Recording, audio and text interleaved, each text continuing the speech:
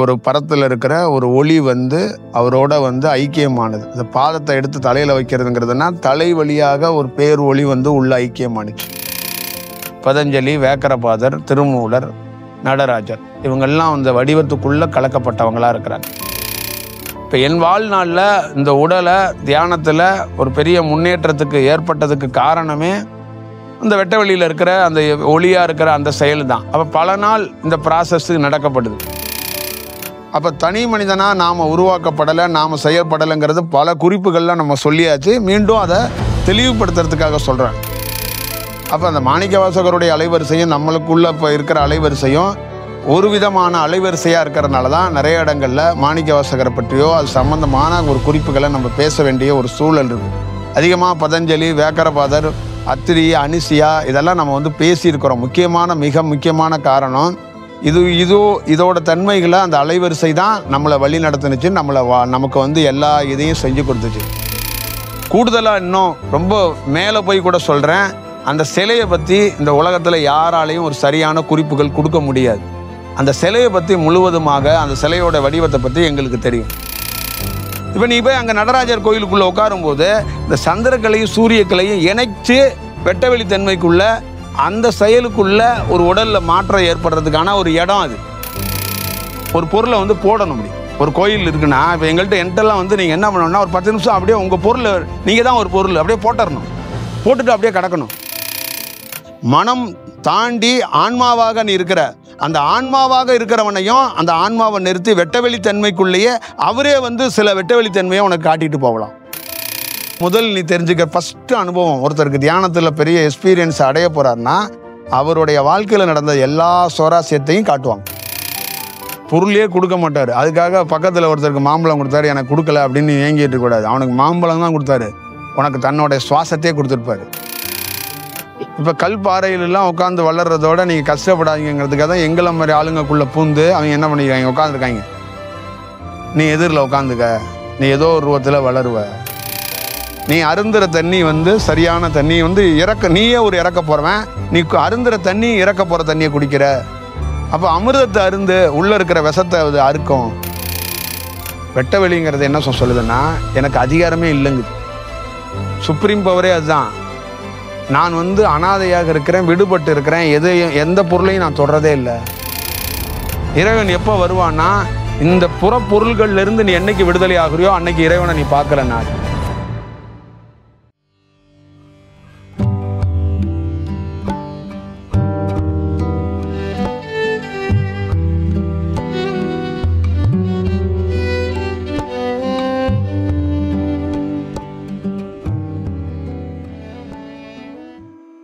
அதான் அந்த மாணிக்கவாசகரை பற்றி எல்லாருக்கும் நிறைய புரிதல்களும் படித்து ஒரு பெரிய விஷயத்தை தெரிஞ்சிருப்போம். மாணிக்கவாசகரை பொறுத்தளவுக்கு அவருடைய நிகழ்வுகளில் மிக பிரதானமாக மிக நுட்பமாக நடந்த விஷயம் எது அப்படின்னா,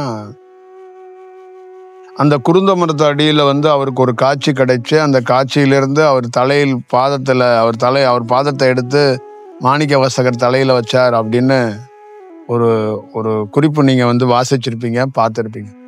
அதோட வடிவம் எப்படி தோன்றப்பட்டது, அது வடிவம் எப்படி உருவானது, அதோடைய நம்பகத்தன்மையான செயல் வடிவம் என்ன அப்படின்னா, மாணிக்கவாசகர் அதுக்குள்ள ஒரு ஒளி வந்து ஐக்கியமானது. ஒரு ஒளி வந்து அந்த ஒளி வந்து அந்த குருந்த மரத்தில் அவருக்குள்ள சோல் அட்டாச் ஆனான். அது அப்படிதான் அட்டாச் ஆனது. அவங்க வந்து அதை வந்து குறியீடாக வச்சு அவங்க வந்து ஒரு சிவன் தோன்றி அவருக்குள்ள வந்து எழுதப்பட்டதா அவங்க வந்து சொல்லியிருக்கிறாங்க. அப்போ ஒரு அண்டத்திலிருந்து பேர் ஒளி வந்து அந்த குருந்த மரத்தில் மாணிக்கவாசகருக்குள்ள அட்டாச் ஆகி அவர் வந்து முழுசா ஒரு பேர் ஒளியாக ஒரு செயல்பட்டார். இப்படி தான் அவருக்கு அங்கே நிகழ்ந்தது. இப்போ இதே மாதிரி தியானம் பண்ணுற ஒவ்வொருத்தருக்குள்ளேயும் ஒவ்வொரு இன்சிடெண்ட்டில் தியானத்துக்குள்ளே முன்னேறி போய் உடலுக்குள்ள பெரிய பருவ மாற்றத்தை சந்தித்து தேகத்தை சுத்தப்படுத்தி உடலுக்குள்ள ஒரு பெரிய வேலை ப்ராசஸ் பல ஆண்டுகள் நடந்துக்கிட்டே இருக்கும்போது ஒரு நாள் அவங்க தேகத்துக்குள்ள ஏதோ அந்த எந்த சம்பந்தமான அந்த சோல், அந்த ஒளி பரத்திலிருந்து இருக்கிற ஒளி வந்து ஒரு ஒரு சோல் வந்து அட்டாச் ஆகும்போது அவங்க ஒரு உயர்ந்த ஞானத்தையும் உயர்ந்த சிந்தனையையும் அவங்க வந்து பெறாங்க அப்படிங்கிறது ஒரு ஒரு குறிப்பு. அப்படிதான் ஒரு ஒரு செயல்பாடுகளுக்குள்ள நடக்கப்படுது. அது வந்து ரொம்ப ஒரு முக்கியமானது. அப்படிதான் வந்து அந்த குருந்த மரத்து அடியில நடந்துச்சு அவருக்கு. அப்ப குருந்த மரத்து அடிக்கல, குருந்த மரத்துல அவருக்கு ஒரு பரத்துல இருக்கிற ஒரு ஒளி வந்து அவரோட வந்து ஐக்கியமானது. இந்த பாதத்தை எடுத்து தலையில வைக்கிறதுங்கிறதுனா தலை வழியாக ஒரு பேர் ஒளி வந்து உள்ள ஐக்கியமானுச்சு. பாதத்தையே எடுத்து வைக்கல, காட்சியா கொடுக்கப்படல. அது ஒரு அட்டாச் ஆன ஒரு நாள். அதுக்கப்புறம் அவர் அந்த கோயில் கட்டினது, அவர் அந்த நிறைய பரியாக்குனது, அங்க நடக்கிற பெரிய புராணத்துக்கான விஷயம், அங்க இருக்கிற வைகை ஆத்துல நடந்த விஷயம், மதுரையில் நடந்த அத்தனை சம்பவங்களும் அவருக்குள்ள ஒரு ஒளி பேர் ஒளி ஐக்கியமானதுக்கு அப்புறம் அவர் ஒட்டுமொத்தமான வேற வடிவத்துக்குள்ள மாறி போனார். அப்ப வேற வடிவத்துக்குள்ள மாறி போன ஒருத்தர் அவருடைய செயல்பாடுகள், அவருடைய செயல் சிந்தனைகள் எல்லாமே ஒரு ஒரு பெரும் செயலாக அவருக்கு என்னென்ன பணியெல்லாம் ஈற்றப்படணுமோ அந்த உடலுக்குள்ள இருந்து அந்த பேர் ஒளி வந்து செஞ்சுச்சு. அதுதான் அதோடைய பெரிய ரகசியம். அந்த ஒளி அந்த வேலையெல்லாம் முடிக்கும் போது தான் திருவாசகத்தை கிடைக்கப்பட்டது. திருவாசகத்தை கொடுத்து முடிச்சோன்னா திருவாசகத்தை எழுதியவர் சொன்னவர் அவர், எழுதியவர் நான், திருச்சிற்றம்பலம்னு கையெழுத்து போட்டு கொடுத்ததெல்லாம் உள்ள இருந்ததே அந்த ஒளி தான். அதை ஏற்றியதே அந்த ஒளி தான். திருவாசகத்தை கொடுத்ததே அந்த ஒளி தான். திருவாசகத்தை கொடுத்ததே அந்த ஒளி தான். திருவாசகத்தை வந்து சொல்ல சொல்ல எழுதியது, கையெழுத்து போட்டு கொடுத்தது அந்த ஒளி இல்லை. திருவாசகத்தை உருவாக்குனதே அந்த ஒளி தான். அந்த பேர் ஒளி தான் அவ்வளோ பெரிய வேலையை செஞ்சுட்டு வெட்டவெளி தன்மைங்கிற ஒரு செயல் வடிவத்துக்குள்ள, அந்த சிதம்பரத்துக்குள்ள ஒரு செயல் வடிவதையோ, அது எந்த கோவில் குதிரை வாங்க போன காசை எடுத்துட்டு போய் கோயில் கட்டினாரோ அந்த ஊர்ல தான் அவர் அந்த வெட்டவெளி தன்மையான அந்த அனுபவத்தை பெற்றார். அங்கதான் அடைஞ்சார். அப்ப நான் வெட்டவெளிக்குரியவனாக இந்த ஆகாயத்துல கலக்கப்பட்டிருக்கிறேன், ஆகாயத்தோட இருக்கிறேன் அப்படிங்கிறத வெளிக்காட்டின இடம் சிதம்பரம். அப்ப இந்த சிதம்பரத்துக்குள்ள என்னன்னா தலையோட, நான் சொன்ன மாதிரி தலையோட பெடரியில இருந்து முழு செயல்பாட்டில் வேலை செய்யும் போது அந்த தலை பெடரியை தான் திருமூலம், திருமூலர் அப்படின்னு அதை சொல்லுவாங்க. அந்த முதுகு தண்டுவடத்தை தான் பதஞ்சலி, அந்த பதஞ்சலியோட செயல் வடிவத்தை தான் நம்ம வந்து அவங்க வந்து குறிப்பிடுவாங்க. முதுகு தண்டுவடத்தையும் நேரடியாக முன்பக்கத்தில் இருக்கிற செயல் வடிவத்தையும் பதஞ்சலியாகவும் வேக்கரபாதராகவும் குறிப்பிடுவாங்க. அப்போ இது எல்லாம் கலந்து ஒரு செயலில் ஒரு வடிவத்தில் நிற்கும் போது ஒருத்தன் அந்த பிழரியில் இருக்கும்போது அங்கே திருமூலமாக இருந்து திருமூலத்திலேருந்து மேலே அந்த தலையோடைய உச்சிக்குள்ள வழியாக வெளியில் அந்த ஆகாயத்துக்குள்ள பெரிய தொடர்பில் இருக்கிறவர் வெட்டவெளிக்குரியவராக இருக்கிறார். அப்போ அந்த ஆகாயத்தோட கலக்கிறவர் வெட்டவெளியாக இருக்கிறார். அப்போ நடராஜருடைய தொடர்புக்குரிய நடராஜராக மாறுறதுக்கு நடராஜருடைய எப்பயுமே ஐக்கியத்தில் இருக்கிறவங்க பதஞ்சலி, வேக்கரபாதர், திருமூலர், நடராஜர், இவங்கெல்லாம் அந்த வடிவத்துக்குள்ள கலக்கப்பட்டவங்களா இருக்கிறாங்க. அப்போ அவர் அந்த வெட்டவெளித்தன்மைக்குள்ள மாறுறதுக்கும் மிக முக்கியமான சந்திரக்கலைன்னு சொல்லக்கூடிய காளி தேவியும் ஒரு முக்கியமான வடிவத்தில் இருக்கிறங்கிறதுக்காக தான் புராணங்களில் இதெல்லாம் ஒரு சூட்சமங்களில் எழுதப்பட்டது. நேரடியாக ஒரு காளி தேவி ஒரு பெண் தோன்றி இந்த மாதிரி ஆடுனா, நடராஜர் ஆடுனா அப்படிங்கிறதெல்லாம் தாண்டி சூட்சமத்துக்குள்ள ஒரு வடிவத்தை எப்படி கொடுத்துருப்பாங்கன்னா, இப்போ நீங்கள் வந்து ராமலிங்க சுவாமிகள் வந்து அங்கே கொடுத்துருக்கிறது 6 திரையை விளக்கிட்டு 7வது திரைக்குள்ள ஒரு வெட்டவெளிக்குள்ள ஒன்று இருக்குது அப்படின்னா, அந்த இறை தோற்றத்தையும் இறை தத்துவத்தையும் இறை செயல்களையும் அவர் வேற வடிவத்தில் அதை உணர்த்தி இருக்கிறாரு. ஆனால் அங்கே எழுதப்பட்டிருக்கிறது, அங்கே செய்யப்பட்டிருக்கிறதெல்லாம் வெவ்வேறு வடிவத்துக்குள்ள வெவ்வேறு சூழல்களுக்குள்ள இருக்கும். ஆனால் அது ஒரு ஞானிகள் என்னன்னா அதை சூட்சமங்களில் அதை தத்துவங்களாக அதை வேற வடிவத்தில் ஒரு குறியீடாக கொடுப்பாங்க. அதை நாம் ஒரு உருவகப்படுத்தி அடுத்தடுத்த தலைமுறையில் வர்றவங்க அதை எழுத்தாக கொடுத்துட்றாங்க. அப்போ நாம் வந்து உருவகப்படுத்தி ஒரு கடவுள் அப்படிங்கிற ஒருத்தரும் மனிதன்கிற ஒருத்தரையும் இவங்க 2 பேரும் சந்திக்கிறாங்க, இவங்க பார்க்குறாங்க, இவங்க பேசுகிறாங்க, இவங்க பயணிக்கிறாங்கங்கிறதெல்லாம் எழுதப்பட்டுறாங்க. அப்போ ஒரு கடவுள் அப்படிங்கிறவர் வந்து ஒரு செயல் வடிவம் வந்து ஒரு உடலை தேர்ந்தெடுத்து அந்த உடலை ப்ராசஸ் அவரே பண்ணுறார். இப்போ என் வாழ்நாளில் இந்த உடலை தியானத்தில் ஒரு பெரிய முன்னேற்றத்துக்கு ஏற்பட்டதுக்கு காரணமே இந்த வெட்டவெளியில் இருக்கிற அந்த ஒளியாக இருக்கிற அந்த செயல் தான். அப்போ பல நாள் இந்த ப்ராசஸ் நடக்கப்படுது. அப்போ ஒரு நாள் அந்த ப்ராசஸ் நிறைவு பெறுறது அப்படிங்கிறது என்னென்னா, அந்த தேகத்துல எல்லா செயலும் மாறப்பட்டு அந்த தேகம் நல்ல நிலைக்கு வரப்படும் போது கர்ம வினைகள்லாம் அகண்டு அந்த தேகம் பல அந்த அந்த சக்திகளை தாங்கக்கூடிய அந்த அந்த கதிர்வீச்சுகளை தாங்கக்கூடிய தன்மை அந்த தேகத்துக்கு கிடைக்கும் போது அந்த கால நேரங்களில் அந்த தேகத்துக்குள்ள ஒரு நாள் நல்ல நாளுக்குள்ள அவங்க ஒளியா வந்து ஐக்கியமாகறாங்க. குருந்த மரத்தில் எப்படி மாணிக்க வாசகரா இருக்கிற ஒருத்தருக்குள்ள ஒரு ஒளி வந்து ஐக்கியமாகி அது அண்ட ஒளி பேர் ஒளியாக வெட்ட வெளியாக செயல்பட்டது. வெறும் உடலாக இருந்த தியானத்துக்குள்ள இருந்த ஒரு பொன்னிறமாக இருந்த ஒரு உடலை அந்த ஒளி வந்து ஐக்கியமானதுக்கு அப்புறம் அவருடைய வாழ்க்கையே மாறி போயிடுது. அந்த மாதிரி தான் எங்கள் வாழ்க்கையிலையும் பல நாள் தியானத்துக்குள்ள பல நாள் செயலுக்குள்ள இந்த உடலை சுத்திகரிக்கப்பட்டு இந்த உடலை பாதுகாக்கப்படுறதுக்கு நாங்களாக பாதுகாக்காமல், நாங்களாக சுத்திகரிக்காமல், நாங்களாக தியானம் பண்ணாமல், நாங்களாக பயணிக்காமல் அந்த இறையோட தன்மையில் நாங்கள் பயணிப்பதற்கும் நாங்கள் தியானம் பண்ணுவதற்கும் வெட்டவெளி பல இரவுகளும் பல பகல்களும் அதை வேலை செய்யுது. சந்திரக்கலையும் சூரியக்கலையும் தொடர்ந்து வேலை செய்வதற்கும் தியானத்தை எப்படி மேற்கொள்வதற்கும் எந்தெந்த காலகட்டத்தில் எந்தெந்த பருவ மாற்றங்கள் இந்த உடல் சந்திக்கணும், எப்போ இந்த உடல் துன்பப்படணும், எப்படியெல்லாம் நீங்கள் போகணும், என்ன மாதிரி வாழ்க்கையில் மாறப்படணுங்கிறத வெட்டவெளி தீர்மானிக்குது. ஒட்டுமொத்தமான ஒருத்தருடைய செயல்பாடுகளை அது உருவாக்குது. அப்போ தனி மனிதனாக நாம் உருவாக்கப்படலை, நாம் செயல்படலைங்கிறது பல குறிப்புகள்லாம் நம்ம சொல்லியாச்சு. மீண்டும் அதை தெளிவுபடுத்துறதுக்காக சொல்கிறேன். நமக்கும் மாணிக்க வாசகருக்குரிய அலைவரிசைக்குள்ள என்ன ஒரு விஷயம்னா அவருக்கு அன்னைக்கு காலகட்டத்துக்குள்ளே இருக்கிற அதே செயல்பாடுகளுக்குள்ளே தான் இருக்கிறது. அப்போ அந்த மாணிக்க வாசகருடைய அலைவரிசையும் நம்மளுக்குள்ள இப்போ இருக்கிற அலைவரிசையும் ஒரு விதமான அலைவரிசையாக இருக்கிறதுனால தான் நிறைய இடங்களில் மாணிக்க வாசகரை பற்றியோ அது சம்பந்தமான ஒரு குறிப்புகளை நம்ம பேச வேண்டிய ஒரு சூழல் இருக்குது. அதிகமாக பதஞ்சலி, வேக்கரபாதர், அத்திரி, அனிசியா இதெல்லாம் நம்ம வந்து பேசியிருக்கிறோம்.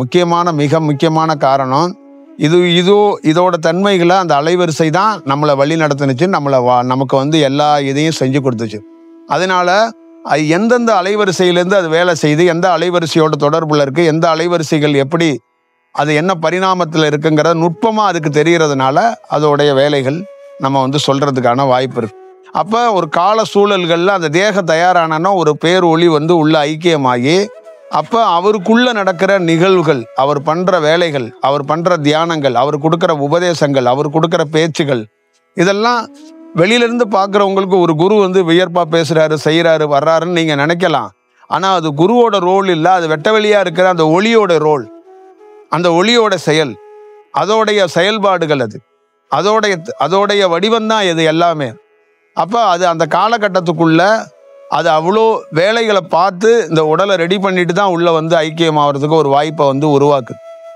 அப்போ வந்து அதை வந்து நீங்கள் மிக அவசியமாக அதை பார்த்துக்கணும். இதோடைய இன்னொரு வருஷம்தான் எனக்கு ரொம்ப நெருக்கமான வருஷம்தான் பழனி மலையில் இருக்கிற சிலை. இந்த பழனி மலையில் இருக்கிற சிலையை இந்த உலகத்தில் எவனாலையும் அந்த சிலையை பற்றியோ அந்த சிலை வச்ச முறைகளை பற்றியோ எவனும் சொல்ல முடியாது. எவனும் சொல்கிறதுக்கான வாய்ப்புகள் சொன்னாலும் அது மிக சரியாக இருக்காது. நான் வந்து கூடுதலாக இன்னும் ரொம்ப மேலே போய் கூட சொல்கிறேன், அந்த சிலையை பற்றி இந்த உலகத்தில் யாராலையும் ஒரு சரியான குறிப்புகள் கொடுக்க முடியாது. அந்த சிலையை பற்றி முழுவதுமாக அந்த சிலையோட வடிவத்தை பற்றி எங்களுக்கு தெரியும். அந்த சிலையோட அவுட் அண்ட் அவுட் இன்னும் நின்னல் அந்த சிலையில் ஒரு நிமிஷமும் ஒரு அசைவம் எப்படி நடக்கும்னு எங்களுக்கு தெரியும். ஏன்னா மாணிக்க வாசகர் உடலுக்குள்ளே போன ஒளியும் அந்த சிலைக்குள்ளே செலுத்தப்பட்ட விதமும் அந்த சிலையை உருவாக்கப்பட்ட செயலும் நமக்கு நேரடியாக தெரிஞ்சதுனால அந்த விஷயத்தை நம்ம வந்து சொல்கிறோம். இப்போ இதெல்லாம் வந்து விவாதிக்கப்பட வேண்டிய காலம் இந்த காலம் கிடையாது. அதெல்லாம் ஒரு காலங்கள் கடந்து வந்துருச்சு. அப்போ அந்த சிலையை வந்து திருப்பி ஒரு வேற மாதிரி வடிவத்தை தோற்றி வைக்கிறதோ, அந்த கோயிலை புதுப்பிக்கிறதோ, அந்த கோயிலை தோற்றி வைக்கிறதோ அந்த காலங்கள்லாம் இது இல்லை. மாணிக்க வாசகர் கொடுத்த திருவாசகத்தை திருப்பி தோற்றி வைக்கிறதோ மக்கள் கையில் கொடுக்கறதோ இல்லை. பழனி ஆண்டவனை பற்றியும் நான் கையில் போய் நீ கும்பிடு, நீ வழிபடு, நீ இருன்னு யாருக்கும் நான் எந்த குறிப்பும் கொடுக்கல. திருவாசகத்தை படி, மாணிக்க வாசகனே நினை அப்படின்னு நான் யாருக்கும் கொடுக்கல. அதெல்லாம் அந்தந்த காலகட்டத்தோட அலைவரிசை. அந்த வழியில வந்த ஒரு அலைவரிசை தான் என்னுடைய உடல்ல இருந்து பணி செய்யுது. எந்த சிலையை ஒருத்தன் செஞ்சானோ, எந்த மாணிக்க வாசகனுக்குள்ள இருந்தானோ அவன் தான் எனக்குள்ள இருக்கிறான். இதை நீங்க நேரடியா தெரிஞ்சுக்கிறதுக்கான வாய்ப்பை உருவாக்கிங்க. நான் வந்து ஒரு தனி மனிதன் அல்ல. எனக்குள்ள இருக்கிறது, எனக்குள்ள ஐக்கியமா இருக்கிறது அந்த சிலையை எவன் செஞ்சானோ, பழனி மலையில் இருக்கிற சிலையை எவன் செஞ்சானோ, எவன் வந்து திருவாசகத்தை எழுதினானோ, அதை நானே வந்து அந்த திருச்சிற்றம்பலம்னு எழுதி கொடுத்தானோ, அந்த செயல், அந்த வடிவத்துக்குரிய செயல் தான் எனக்குள்ள, என்னுடைய உடலுக்குள்ள, அந்த உடல் தன்மைக்குள்ள அது ஐக்கியமாகி அவ்வப்போது இந்த பேசுறது, குறிப்புகள், இந்த பிரபஞ்சத்தை பற்றி சொல்கிற அனைத்து ரகசியத்துக்கும் சொந்தக்காரர்கள் அவர்கள் தான். இது ஒரு சாதாரண உடல். இந்த உடலுக்குள்ள எவ்வளோ பெரிய அதிசயத்தை ஒரு மனிதனால் நிகழ்த்த முடியாது, நிகழ்த்துறதுக்கான வாய்ப்பு இல்லை. நாம் எதுவும் செய்யலை, நம்மளால் எதுவும் செய்ய முடியாது. நாம் செய்கிற அத்தனை காரியத்துக்கும் வெட்ட வெளியிலேருந்து இருக்கிற அந்த ஒளியோடைய அதோடைய ஒரிஜினாலிட்டி, அதோடைய உண்மைத்தன்மை, அதோட உண்மை தத்துவம். அதனால தான் இந்த வேலைகள்லாம் நடக்குது. இந்த வேலையை நடக்கிறதுக்கான ஒரு காரணமாக இருக்கு. அப்போ இந்த மாதிரி ஒரு நிகழ்வுகள் உள்ளவங்களோட நீங்கள் பயணிக்கிறது, பார்க்கறதெல்லாம் ரொம்ப அரிது, ரொம்ப செயல். நான் ரொம்ப நிறைய விஷயங்களை விவாதிக்கிறது கம்மியாக விவாதிக்கிறேன். எனக்குள்ள நடக்கப்படுற பரிணாமத்தை ரொம்ப டீட்டெயிலாக, ரொம்ப டீப் டிஸ்கஷன் பண்ணுறது இல்லை. ஏன் பண்ணுறது இல்லைன்னா, உங்களுக்குள்ள வேற ஒரு பரிணாமமாக நீங்கள் நினச்சிருவீங்க அப்படிங்கிறதுக்காக அது இயல்பாகவே கடக்கிறதுக்கான வாய்ப்புகளை உருவாக்குவோன்னு தான் அதை செஞ்சுக்கிட்டு இருக்கோம். இந்த பிரபஞ்சம் அதுவே வெளிப்படுத்தும் எல்லாத்தையும். ஒவ்வொரு காலகட்டத்திலையும் அதுதான் வெளிப்படுத்தும். அதுக்கு தெரியும் அதோடைய தன்மைகளை எப்போ எப்படி வெளிப்படுத்தணும், என்ன மாதிரி ரியாக்ட் பண்ணணும் அப்படிங்கிறதெல்லாம் அதுக்கு தெரியும். ஒரிஜினல் சித்தர் அப்படின்னா நீங்கள் பார்க்குற எத்தனையோ பேரை ரோடுகளில் பார்ப்பீங்க, மரங்களில் பார்ப்பீங்க, ஏதோ ஊரில் பார்ப்பீங்க. அவங்கெல்லாம் சித்தர்களே கிடையாது. அவங்கெல்லாம் சித்தர்கள்னு பேர் அழைக்கிறது ஒரு பெரிய பிழை, பெரிய அபத்தம், பெரிய தவறு. சித்தர் அப்படின்னா ஒளியாக இருக்கிறவன். சித்தர்னா சித்தெல்லாம் செய்ய மாட்டான். சித்தர் அப்படின்னா அவன்லாம் அதிசயத்துக்குரிய தாண்டி ஒரு எதையும் வேணாலும் செய்யக்கூடியவன். அவன் செய்யறதுக்கு பேர் சித்து கிடையாது. அவன் இயல்பாகவே அதோட பணி அதுதான், ஒரு செயல்பாடுகள் அதுதான். அப்போ ஒரு பூமி இயங்குது, தானாக தான் இயங்குது. அப்போ தானாக இயங்குதான் தன்னையே தான் சுத்திக்கிறது அப்படின்னு பொருள் அது. அப்போ இதுக்கு பேர் என்னன்னா ஒரு சித்தர்னு அழைக்கலாம். தன்னையே இந்த உலகத்தை இயக்கிறதுக்கு ஒரு தானாக ஒரு விஷயம் செயல்படுறது. அது எந்த சித்து செய்யலை. அது போய் பூமி போய் நீங்கள் சித்து செய்யுதுன்னு சொல்லுவீங்களா? சந்திரன் போய் சித்து செய்யுதுன்னு சொல்லுவீங்களா? சூரியன் போய் சித்து செய்யுதுன்னு சொல்லுவீங்களா? அப்போ தானாக இயங்கிறதுக்கான ஒரு வாய்ப்புகளை, ஒரு செயல் வடிவத்தை கிடைச்சது பேருக்கு சித்தர்னு சொல்லுவாங்க. அப்போ சித்தர்னா ஒரு ஒரு ஒரு சாப்பாடை கொடுக்கறதோ, அதிசயம் பண்ணுறதோ, உங்களுக்கு நடக்க போகிறதோ சொல்கிறதோ அவர் பேர் சித்தர் கிடையாது. அவர் அதில் உள்ள ஒரு தோற்றத்தில், ஒரு வடிவத்தில் அவருக்கு ஒரு அனுபவம் கிடைச்சிருக்கு. ஒரு அனுபவவாதின்னு சொல்லுங்க, மகான்கள்னு சொல்லுங்க. சித்தர்னு எல்லாத்தையும் அழைச்சிட முடியாது. சித்தர்னா அவன் வெட்ட வெளியில ஒளியா இருக்கக்கூடியவனுக்கு பேர் தான் சித்தர்னு சொல்லுவாங்க. எல்லாரும் சித்தர்கள் கிடையாது. இந்த உலகத்துல எல்லாரையும் சித்தருங்கிறாங்க. தமிழ்நாட்டில் இன்னைக்கு பார்த்துக்கிட்டா ஒரு 100கணக்கான பேர் இருக்கிறாங்க, 200 300 பேர் இருக்காங்க. அவங்கள எல்லாத்தையும் சித்தர் வடிவத்துக்குள்ள கொண்டு வந்துடுறாங்க. அது அப்படி அழைக்க வேண்டிய அவசியமோ, அப்படி அழைக்கவோ கூடாதுங்கிறது பார்த்துக்கணும். அதெல்லாம் அப்படி இல்லை. அந்த மாதிரி தத்துவங்கள்ல, அந்த மாதிரி செயல்பாடுகள்ல இல்லை. புரியுதுங்களா? இப்போ நீங்கள் இங்கே திருவண்ணாமலையில் 3-4 பேர் சமாதியாக இருக்காங்க. அவங்களாம் சித்தர்கள் லிஸ்ட்லேயே இருக்க மாட்டாங்க. அவங்களாம் வேறு வடிவத்தில் இருக்கிறாங்க. சித்தர்கள்ங்கிறது அப்படி கிடையாது. புரியுதுங்களா? சமாதியே என்ன சொல்கிறான் என்கிட்ட, சமாதியேங்கிறது ஒரு விதமான பாவம் தாங்கிறான். சமாதி அடைகிறதே பெரிய நிலை. தமிழ்நாட்டிலேயே, இந்தியாவிலேயே பெரிய அனுபவம். ஆன்மீகத்தில், இந்த பிரிச்சுவலில், தியான வழிகளில் சமாதி அடைவதுங்கிறது பெரிய நிலை. ஆனால் வெட்ட வெளியில் இருக்கிற எனக்குள்ளே இருக்கிற ஒளி என்ன சொல்கிறான், சமாதியே ஒரு விதமான பாவம் தாண்டாங்கிறான். சமாதியே உடலை விட்டுட்டு போகிறதுக்கான ஒரு விதமான பாவம் தான். அது போய் உள்ளே போய் ஒடுங்கி அந்த உடலை விட்டுட்டு போகிறதே அது ஒரு விதமான பாவம் தான். அது ஒரு விதமான செயல் தான். அதுவே நம்ம பெரிய பெரிய இதாக கொண்டாடுறதுக்கான வாய்ப்புகள் ஒன்றும் இல்லை. அப்படிதான் அந்த உள்ள ஒளியாக இருக்கிற விஷயம் அது சொல்லுது. அப்போ இதெல்லாம் நாம் பார்த்துக்கணும். அப்போ இன்னொரு விஷயமும் என்ன, வெட்டவெளி என்ன சொல்லுதுன்னா, இந்த உலகத்திலே தலை சிறந்தது, உலகமே கொண்டாடக்கூடியது, உலகமே வியர்க்கக்கூடியது ஆன்மா. ஆன்மாவே அது பெருசாக கன்சல்ட் பண்ண மாட்டுது. யாரு வெட்ட வெளியாக இருக்கிறது ஆன்மாவே கன்சல்ட் பண்ண மாட்டுது. ஏன் ஆன்மாவை கன்சல்ட் பண்ண மாட்டுதுன்னா, ஆன்மா ஒரு விதமான மக்களை தெய்வ வழிபாட்டுக்குள்ளே கொண்டு வந்துடுது. மக்களை ஒரு விதமான தெய்வ நம்பிக்கைக்குள்ளே கொண்டு வந்துடுது. தன்னையும் கடவுள் மாதிரியும் அவங்களையும் கடவுள் போதனையை கொடுத்து அவங்களையும் வழிபாட்டு முறைக்கோ ஏதோ ஒரு செயலுக்குள்ளே ஒரு ஆன்மா ஈடுபட்டுருது. இப்போ இந்த ஆன்மாவாக இருக்கிறது நிறைய சாமியார்கள், நிறைய கொஞ்சம் கொஞ்சம் குட்டி குட்டி அனுபவம் பெற்றவங்கள்லாம் இந்த மாதிரி செயல் வடிவத்தை செஞ்சிடறாங்க. ஆனால் வெட்டவெளி ஒரு பொழுதும் ஒரு ஒரு ஒரு ஆன்மாவாக இருக்கிற ஒரு உயிரை அப்படி வழி நடத்தாதுங்கிறாங்க. அப்படி வழி நடத்தாது. அதை நேச்சராகவே வழி நடத்துறதுக்கும் நேச்சர் செயல் கிடைக்கிறதுக்கும் வாய்ப்பை உருவாக்குங்கிறாங்க. இப்போ நேச்சர் செயல்னா, ஒரு தியானம் உங்களுக்கு கிடைக்கணும், உங்களுக்கு இந்த பயிற்சி கிடைக்கணும், உங்களுக்கு அந்த பயிற்சி கிடைக்கணும். காலையில் நீங்கள் சரஸ்வதி பூஜை பண்ணுங்க, மகாலட்சுமி பூஜை பண்ணுங்க, இந்த சிவலிங்கம், சக்தி வாய்ந்த சிவலிங்கம், இதை வழிபடுங்க, இந்த மந்திரத்தை வச்சுக்கோங்க, இந்த மாலையை போட்டுக்கோங்க, இப்படி வாங்க, இப்படி போங்கங்கிறதெல்லாம் ஆன்மாவோட வழிபாடு. ஆனால் வெட்டவெளி இப்படி கைட் பண்ணாதுங்கிறாரு. வெட்டவெளி இப்படி கைட் பண்ணவே பண்ணாது. வெட்டவெளியை பொறுத்தளவுக்கு நீ சரணாகதி அடைஞ்சு காத்திருந்தனா, அது உனக்குள்ள என்னன்னா, இயற்கையாகவே ஒரு கொடியை வச்சுட்ட, உங்கள் வீட்டில் ஒரு சுரக்காய் கொடியை வச்சோன்னா அது அதுவாக போய் மலர்ந்து போய் ஒரு பூ பூத்து ஒரு காய் காய்ச்சி எப்படி கொண்டு வரதோ இப்படி தான் தியானம் வளரும் அப்படிங்கிறான். அப்போ ஒரு விதை உனக்குள்ள, ஒரு உயிர் ஒரு விதையாக இருக்குது, அதுக்குள்ள ஒரு நல்ல ஞானிகிட்ட நீ போய் சரணாகதி அடைந்து காத்திருக்கணும். அது வளர்றதுக்கான அது இயல்பாக கிடைக்கணும் அப்படிங்கிறான். நீ தீட்சையை போய் கம்பல் பண்ணி வாங்கிடக்கூடாது. வேறு எதையும் கம்பல்ஷனில் செய்யாமல் அந்த கொடி எப்படி இயற்கையாக வளர்கிறதுக்கு ஒரு வாய்ப்பு உருவாகுதோ அந்த மாதிரி உனக்கு உள்ள கிடைக்கப்படணும். அது கிடைக்கிறதுக்கான ஒரு வாய்ப்பை உருவாக்கணுங்கிறத எவன் போதிக்கிறான்னா வெட்ட வெளியில் இருக்கவன் தான் போதிக்கிறான். ஆன்மாவாக இருக்கிறது இப்படி போதிக்கிறதே இல்லை. நீங்கள் இந்தியாவில் எந்த குருமார்களுடைய பீச்சை எடுத்து பார்த்தாலும் புத்தகத்தை எடுத்து பார்த்தாலும் ஆன்மாவாக இங்கே ஜீவ சமாதியாக இருக்க எல்லா பேரும் ஆன்மாவில் தான் ஆயிருக்காங்க.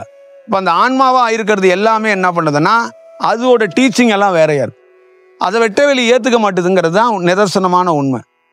அந்த செயல்பாடுகளை அது ஏற்றுக்க மாட்டுது, அதை விரும்ப மாட்டுது. இவன் வேற மாதிரி மக்களை கைட் பண்ணுறான், மக்களை செயல்படுத்துகிறான், மக்களுக்குள்ள ஒரு போதனைகளை கொடுக்குறான், மக்களை வேற மாதிரி அதை பரவசத்தில் ஆழ்த்துறான். கடவுள் அப்படின்னு சொல்லி கடவுள் சித்தாந்தம்னு சொல்லி வேற மாதிரி ஒரு உருவகப்படுத்துகிறான். அதை ஒரு ஒரு கலர்ஸ் மாதிரி ஒரு டோன் மாதிரி கொடுத்து இந்த மக்களை கொண்டு போயிடுறான். அப்படி நம்ம ஒரு செயல் பண்ண முடியாது. எப்படி பூமி தன்னைத்தானே சுத்திக்கிறதுக்கு ஒரு வாய்ப்பை உருவாக்குறோமோ, சூரியன் எப்படி தானாக இயங்குதோ, சந்திரன் தானாக இயங்குதோ, 9 கோள்களும் தானாக இயங்குதோ, வெட்டவெளியில் இருக்கிற எத்தனையோ உயர்ந்த நட்சத்திரங்களாக தானாக இயங்குதோ, அந்த மாதிரி ஒரு மனிதன் தானாக இயங்கப்படணும், தானாக செயல்படணும், தானாக கிடைக்கப்படணும். அப்போ தியானம்ங்கிறது இறை ஆற்றல்ங்கிறது, இறைத்தன்மைங்கிறது, இறை சக்திங்கிறது அவனுக்குள்ளேருந்து இயற்கையாக அது மலரப்படும் போது அந்த மலரோடைய மனம் பல பேரை ஈர்க்கக்கூடியதாகவும் பல பேரை வழிநடத்தக்கூடியதாகவும், அந்த மலரை யார் காண்கிறார்களோ, அந்த மலரோடு யார் பயணிக்கிறார்களோ அவர்களுக்கும் ஒரு பெரிய செயல்கள் நடக்கும். அப்படிங்கிறதான் செயல்பாடுகள். அப்போ இந்த மலரோடைய விதம் என்ன அப்படின்னு வெட்டவெளி சொல்லுதுன்னா, இந்த மலரை வணங்க வேண்டியதில்லை, இந்த மலரை கும்பிட வேண்டியதில்லை, அந்த மலர் பார்த்தா போதும், அந்த மலர் ஒன்றை பார்க்கும், நீ அதை பார்த்தா போதும். அதுக்குள்ள அவ்வளோ பெரிய ரகசியம் இருக்கு. ஏன்னா அது தானா மலர்ந்த மலர், அது எந்த உரமும் வச்சு எந்த செயலும் செயற்கையாக வச்சு அது மலர்ந்த மலர் இல்லை. அப்படிங்கிறது தான் இதோட செயல்பாடுகள். இப்போ நீங்கள் பார்த்துருக்க பல்வேறுபட்ட பிரிவுகளில் தமிழ்நாட்டில், இந்தியாவில் இந்த ஓசோ சிட்டு கிருஷ்ணமூர்த்தியோட பாதிப்பில் தான் நூற்றுக்கணக்கான ஆசிரமத்தில் இருக்கிற ஆசிரமவாசிகள் உருவானாங்க ஒரு காலகட்டத்தில். இந்த சிட்டு கிருஷ்ணமூர்த்தியோட போதனைகள் எல்லாத்தையும் எடுத்துக்கிட்டு பள்ளிக்கூடம் அதே மாதிரி திறக்கிறது, அதே மாதிரி நிறைய தத்துவங்கள் அதே மாதிரி பேசுறது. நீங்கள் இப்போ தமிழ்நாட்டிலே இந்தியாவிலே வச்சுக்கோங்க, டாப்பில் இருக்கிற ஒரு 10-20 பேர் வேலை செய்கிறாங்கன்னா இவருடைய செயல்பாடுகள் நிறைய அவங்களுக்கு தாக்கத்தில் இருக்குது. அப்போ சிட்டு கிருஷ்ணமூர்த்தி என்ன அனுபவத்தை பெற்றார்னா, அவர்லாம் ஒரு ஆன்மா, வெட்டவெளி கிடையாது. ஆன்மாவை போய் முழுவதும் ஆன்மாவையே முழு பிரகாசமாக அடைந்தவர்களா அப்படின்னு கேட்டிங்கன்னா அதெல்லாம் விவாதிக்கிறதுக்கு ஆள் கிடையாது, அதை பற்றி பேசுறதுக்கு ஆள் கிடையாது. அப்போ ஓசோவும் முழு ஆன்மாவா மாறினாரா, என்ன மாதிரி வடிவத்தில் மாறினாரு, அதையும் உங்களுக்கு தெரியாது. அப்போ அங்கே எழுதப்பட்டிருக்க அந்த சித்தாந்தங்கள்லாம் இவங்க எடுத்து அதை புதுப்பிச்சு இவங்களுக்கு கிடைச்சிருக்க தியானத்தை வச்சு இதை மக்களிடம் கொடுக்குறாங்க. அப்போ வெட்ட வெளியாக இருக்கிறது என்னன்னு கேட்டிங்கன்னா, அவனே பெரிய செயல் வடிவத்தை பெறாதவன், அவன் ஒரு காலகட்டத்தில் வரப்படணும், இந்த மாதிரி வேலை செய்யப்படணும்னு இருக்கு.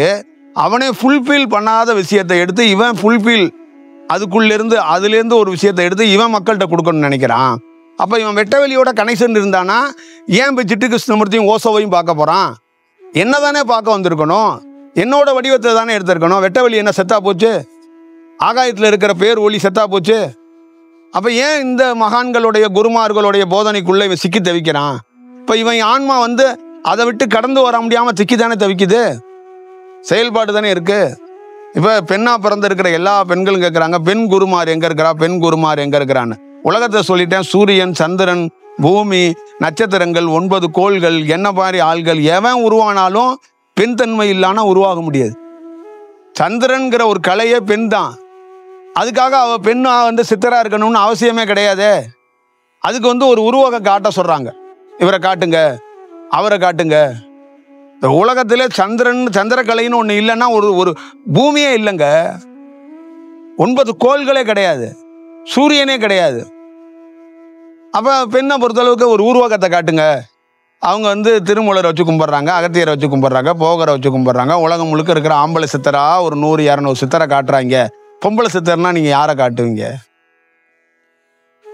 உருவான அத்தனை ஆம்பளை சித்தரையும் எவனை குருவா கும்பிட்றான்னா பொம்பளையை தான் கும்பிட்டுட்டு இருக்கான், பார்வதி தேவியை தான் கும்பிட்றான், வாழையை தான் கும்பிட்டுட்டு இருக்கான். அது தெரியல அவங்களுக்கு. அவன் வாழையையோ பார்வதியையோ உருவமாக கும்பிடலங்க, அவன் சுவாசத்தை தாங்க கும்பிட்றான். புரியுதுங்களா? அவன் எந்த சித்தர் எந்த உருவத்தை போய் கும்பிடல, அவன் சுவாசத்தை கும்பிட்றான். சந்திர கலைங்கிறது என் தேவியோட கலை. சூரிய கலைங்கிறது என்னோட கலை. இந்த சூரிய கலை மேம்படுவதற்கு மிக முக்கியமான காரணமாக இருந்த தேவி தான் அப்படின்னு சொல்லிடுறாங்க. அப்போ அந்த குறியீடாக என்னன்னா சந்திரகலையும் சூரிய கலையும் ஒரு இடத்துக்குள்ள, இப்போ காளிக்கு அங்கே ஒரு கோயில் வச்சிருக்கிறாங்க, எங்க சிதம்பரத்தில். இங்கே நடராஜருக்கு ஒரு கோயில் வச்சிருக்கிறாங்க. இப்போ ஒருத்தனுக்கு காளிக்கும் அதுக்கும் தனித்தனியாக ஒரு இடத்துக்குள்ளன்னா அங்கே சந்திரகலை நல்லா வரும்னு அர்த்தம். அங்கே கோயில் உருவானதுக்கு காரணம் என்னன்னா, காளி ஒரு இடத்துல இருக்கிறான்னா சந்திரகலை தீவிரமாக ஓடும். சந்திரகலையில் நீ நல்ல பலம் பெறதுக்காக தான் அந்த இடத்துல காளியோடைய, ஏன்னா அந்த இடத்துல அந்த இடத்த தான் நீ பார்க்கணும். அப்போ அந்த இடத்துக்குள்ளேருந்து ஒரு ரேடியேஷன் 5000 வருஷத்துக்கு முடியாது 10,000 வருஷத்துக்கு முடியாது விழுந்திருக்கும். அப்போ விழுந்து அந்த இடத்துக்குள்ளே எவனாவது தவம் பண்ணும்போது ஏதாவது செய்யும்போது சந்திரகலை நல்ல தியானம் நீ பண்ணாமல் தியானம் வரும். அதோட குறியீடு தான் அங்கே ஒரு கோயில். இப்போ நீ போய் அங்கே நடராஜர் கோயிலுக்குள்ளே உட்காரும்போது இந்த சந்திரகலையும் சூரியக்கலையும் இணைச்சு வெட்டவெளி தன்மைக்குள்ள அந்த செயலுக்குள்ள ஒரு உடலில் மாற்றம் ஏற்படுறதுக்கான ஒரு இடம் அது. அந்த மாதிரி ஒரு ப்ராசஸ் நடந்த இடம், அந்த மாதிரி ஒரு செயல் வெட்டவெளியில் ஒரு தன்மையை அங்கே ஒரு ரேடியேஷன் கிடைக்கப்பட்டதுங்கிறதுக்கான குறியீடு தான் அது. அதை அப்படி தான் பார்க்கணும். அது அப்படி தான் அதோடைய செயல் வடிவம். அதை விட்டுட்டு நீ காளியை கும்பிட்ற, நடராஜரை கும்பிட்ற, ரெண்டையும் டைவர்ட் ஆகி கும்பிட்டுக்கிட்டே இருக்கிற. அப்போ நீ சுவாசத்துக்குள்ள எந்த வேலையும் செய்ய மாட்ற. அப்போ இயற்கையாக போய் ஒரு மௌனமாக ஒரு 10 நிமிஷம் உன்னை தூக்கி போட மாட்ற. ஒரு 10 நிமிஷம் ஒரு பொருளை போடணும். அப்படி ஒரு கோயில் இருக்குன்னா, இப்போ என்கிட்டலாம் நீங்கள் என்ன பண்ணணும்னா ஒரு 10 நிமிஷம் அப்படியே உங்கள் பொருள், நீங்கள் தான் ஒரு பொருள் அப்படியே போட்டுறணும். போட்டுட்டு அப்படியே கிடக்கணும். 10 நிமிஷம் கழிச்சு அந்த பொருளுக்கு ஏதாவது ஒன்று கிடைக்கலாம். கிடைக்கலையா, ஒரு நாள் கிடைக்கும், இன்னைக்கு கிடைக்கல, ஒரு நாள் கிடைக்கும்னா அந்த பொருள் திருப்பி அந்த இடத்துல கிடக்கணும். இதுதான் விஷயம். அப்போ இறைத்தன்மைக்குள்ள நாங்கள்லாம் வளரப்பட்டது என்ன பண்ணோம், காடு மலைகள் அங்கெல்லாம் இருக்கும்போது, எல்லா இடத்துலையும் இருக்கும்போது எங்களை என்ன பண்ணோம், இந்த உடல் வளரணும், இந்த உடலுக்கு மாற்றம் கிடைக்கணும். இது மனிதன் அறிவாக யோசிக்குது, சிந்திக்குது, டிவி பார்க்குது, நெட்டு பார்க்குது, அது பார்க்குது, ஏதாவது ஒரு ஒரு ஒரு ஒரு கலரில் ஒரு பொம்பளை படம் போட்டு வந்தால் அதை பார்த்துட்டு உட்காந்துருக்கு. இது இப்படி இருக்கிற மனித உடல் சோத்தை தங்கி ஓடுது, சப்பாத்தியை தேடி ஓடுது, விசேஷத்தை தேடி ஓடுது, கறியை தேடி ஓடுது, சாராயத்தை தேடி ஓடுது, பெரிய அதுவே பேசிக்குது, இந்த தலைவனுக்குது அதுங்குது எல்லாத்தையும் சொல்லிக்கிட்டே இருக்குது. இப்போ இதை மாற்றணும்னா இந்த பொருளை கொண்டு எங்கேயாவது போடணும். அப்போ அவன் உணர்த்துறான், இங்கே வாடா அப்படின்னு. அங்கே வாடாங்கிறது உள் உணர்வில் நமக்கு ஒரு மேல் நோங்கி ஏதோ ஒரு இடத்துக்கு போகணும் போல தோணுது அப்படின்னா அந்த பொருள் அங்கே போகுது. இப்போ நம்மளை போனோன்னே அங்கே நான் ஒரு மணி நேரம் 1/2 மணி நேரம் நம்மளை உட்கார வைக்குது. இப்போ நாமளே என்ன பண்ணோம், 15 நிமிஷத்தில் போகணும்னு நெளிகிறோம். போயிடலாமா, வரும்போது அப்படியே பயங்கர ஃபீல் பண்ணிட்டே வந்தோம், இங்கே உட்கார முடியல, அப்படியே நெளியுது. இங்கே போகலாமா, அங்கே கொஞ்சம் போகலாமா, அங்கிட்டு போகலாமா, அங்கிட்டு போய் சைடில் போய் சுற்றி அந்த இவரை பார்த்துடலாமா அப்படிங்கிறான். அப்போ ஒரு இடத்துக்குள்ள இங்கே திருமூலர் இருக்கிறாரு, இங்கே பதஞ்சலி இருக்கிறாரு, இங்கே வேக்கரபாதர் இருக்காரு, மலைக்கு உச்சியில் ஒருத்தர் இருக்கிறாரு. இப்போ ஒருத்தன் ஒரு இடத்துல உட்காந்துருக்கிறான், அந்த இடம் தான் மெயின் ஜங்ஷனு. அந்த இடத்துல அவன் உட்காந்துக்கிட்டே இருப்பான், பக்கத்தில் இருக்கிறவன் நோண்டுவான். மேலே ஒரு சித்தர் படம் மேலே வச்சுருக்கிறாங்க, ஒரு குகமாக இருக்குது, அங்கே போய் தியானம் பண்ணோம்னா பிச்சுக்கிட்டு வரும், மேலே போகலாமா, இரு கொஞ்சம் நல்லா தியானம் வரும் சொல்லிட்டு இப்படியே உட்காந்து. அப்புறம் உள் உணர்வில் அவனுக்கு ஓடும், ஐயோ மேலே போனான், ஒருவேளை இவன் போகிறேங்கிறான், மேலே போனால் இன்னும் வருமோ அப்படின்ட்டு இங்கேருந்து எந்திரிச்சு மேலே போகிறான். அப்படி கிடையாது. ஒரு இடத்துல 5 இடத்துல சிலை இருக்கும், ஆனால் எந்த இடத்துக்குள்ளே எது வருதுன்னு தெரியாது. அப்போ ஒரு இடத்துக்குள்ளே காமனாக ஒரு இடத்துக்குள்ளே போடணும் கல்லுங்கிறது நம்ம உடல் தான், அங்கே கிடக்கணும். அப்போ ஒரு 1/2 மணி நேரம் 1 மணி நேரம் என்னெல்லாம் அப்படி போட்டாங்க. நான் ஃபஸ்ட்டில் போகும்போது இந்த மாடு சொன்ன பேச்சு கேட்காது, மிரளும், மூக்குநாய்ங்கிற குத்தி உட்கார வச்சாங்க, உட்காரு அப்படின்னு.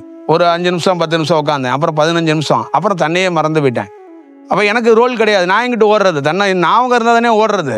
அப்படியே இருந்து அப்படியே கண்ணை முழிச்சு பார்க்கும்போது நம்மளே கடவுள் ஆகிட்ட மாதிரி அப்படியே பரவசத்தில் அப்படியே முழிச்சு அப்படியே பார்க்குறோம், எங்கடா இருக்கிறோம், பார்த்தா இவங்கெல்லாம் பொங்கல் தின்ட்டு உட்காந்துருக்காங்க. அப்போ பக்கத்தில் ஒருத்தங்க கேட்குறான், நல்லா டீப்பாக உள்ளே போயிட்டீங்களே, நான் எங்கடா உள்ளே போனேன், என்ன நடந்துச்சுன்னு நமக்கே தெரியாது. அவன் என்ன நினைக்கிறான்னா நம்ம ஏதோ தியானத்தில் ரொம்ப விசேஷமான ரொம்ப பயங்கரமான ஒரு எக்ஸ்பர்ட்டில் அப்படியே உள்ளுக்குள்ளேயே ஊறி போகிற மாதிரியும் கண்டம் விட்டு கண்டம் பாயிற மாதிரி நம்ம ஏதோ ஒரு அனுபவம் பெற்றவங்கன்னு அவங்க நினச்சிக்கிறாங்க. அது இல்லை, அது அந்த இடம் அந்த வழியை பண்ணுச்சு. அப்போ அது என்ன பண்ணுதுன்னா அது எந்திரிச்சு போங்குது. அப்போ அது அடுத்தது என்ன பண்ணுதுன்னா அடுத்தடுத்த இடங்களை இந்த உடலை தயார் பண்ணுது. அப்போ அங்கங்கே கொண்டு இந்த உடலை பண்ணி போடுது. ஏன் போடுதுன்னா அந்த இடங்களில் பிரபஞ்சத்திலேருந்து ஒரு தொடர்பை ஏற்படுத்தி வச்சிருக்கு. அப்போ இந்த இடத்துல எல்லாம் போட போட என்ன ஆகும்னா இந்த பயிர் வளரும், இந்த பயிரோட தன்மைகள் மாறும், இந்த பயிரோட போக்கு மாறும். இந்த பயிர் எதுக்கும் அடிமையாகாது, இந்த பயிர் ஆசைப்படாது, இந்த பயிர் சுயமாக சிந்திக்கிறதுக்கு ஒரு வாய்ப்பை உருவாக்கும். சொந்த காலில் நிற்க ட்ரை பண்ணும் அப்படிங்கிற அந்த செயல் வடிவம். அப்போ பல்வேறு பல இடத்துல போட போட என்ன ஆகுதுன்னா அந்த உடலுக்கு ஒரு நல்ல தன்மை கிடைக்கும். அப்போ இந்த உடல் என்ன பண்ணுது, இதுவே ஒரு குரு மாதிரி பேச தொடங்குது.